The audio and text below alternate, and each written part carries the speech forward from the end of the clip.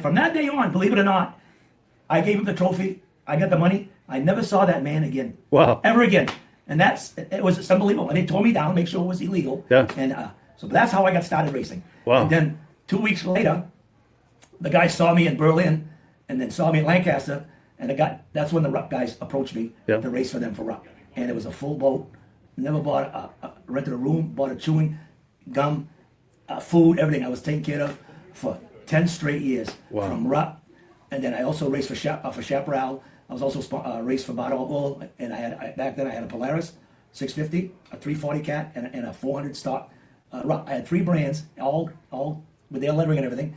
And then we did that, and then after that, I got back. Rupp wanted me to stay, just do Rupps, not cat and Polaris. So then I went into all the mod stuff. We made everything modifieds, and that's just how it went, and it just went on.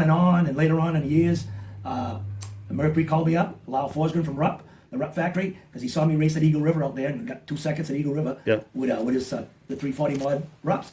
And he says, Paul, I'm working for Mercury now, and I want to send you 2 sleds from the factory. I want you to race for us, to be the first Mercury's to hit Maine. And they said that to me, and it was unbelievable. It was just, those sleds was just so fast, so ahead of everybody else, that it was unbelievable that I never lost a 295 mod or 400 stock to race the whole winter, not even a heat or semifinal. It was like ridiculous.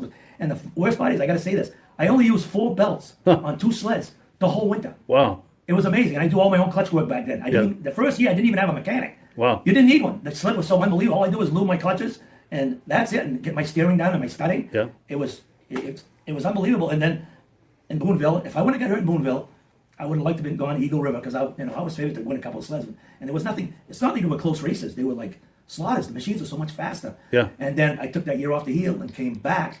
And Dick Lane out of Good All Brothers, he says, Paul, you want to go back into race? I says, makes no difference to me. He said, well, I got a couple of sleds for you. And they came up with the 250 and the 440s.